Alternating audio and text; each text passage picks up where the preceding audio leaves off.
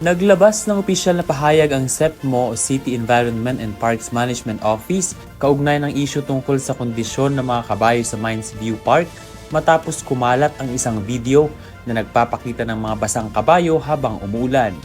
Agad na kumilos ang SEPMO katuwang ang City Veterinary and Agriculture Office o CIVAO upang tugunan ang issue. Noong Agosto 31, 2025, nagkaroon ng pag-uusap sa pagitan ng SEPMO, CIVAO, mga opisyal ng Barangay Mines View at mga miyembro ng komunidad.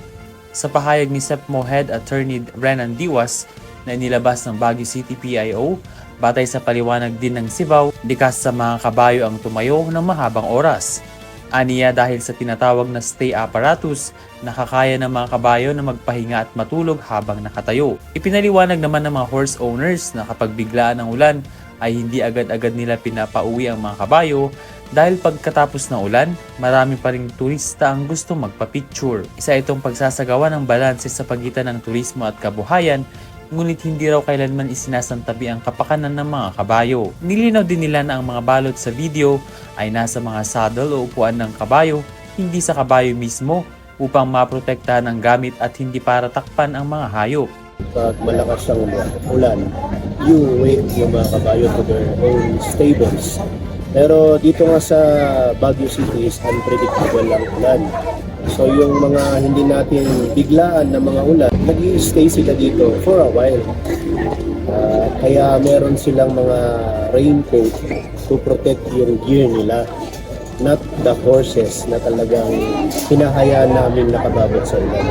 Pansamantala lang yun, kaya kung makikita nyo siguro, meron mga kapote to protect the accessories of the horse. Para pag masasakyan naman sila, hindi basa at hindi unpresentable yung gamit. Ibinahagi pa ng SEPMO at CIVAO na regular na isinasagawa ang horse clinics para sa kalusugan ng mga kabayo. Sa panahon ng bagyo o tuloy-tuloy na ulan, otomatiko umanong isinasara ang lugar para sa kaligtasan ng mga turista at hayop. Regular ding ini-inspeksyon ng CIVAO ang mga kulungan ng mga kabayo sa mga bahay upang masigurong maayos ang kondisyon ng mga ito. Tinalakay rin sa dialogo ang paggamit ng artificial dekorasyon sa mga kabayo at pumayag naman dito ang mga horse owners at nagkaisa sa pagsuporta sa pamahalaang lungsod. Yun naman is for the entertainment tsaka para mas lalong maingat yung customer.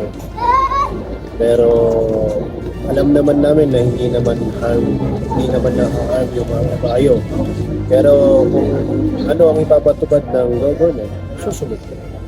Ayon sa SEPMO, dapat bigyang halaga ang dignidad ng mga hayop at iwasan ang labis na komersalisasyon dahil paunahing layunin pa rin ng pamahalaang lungsod ang kaligtasan ng mga kabayo sa pamamagitan ng tamang pag-aalaga at sapat na pasilidad.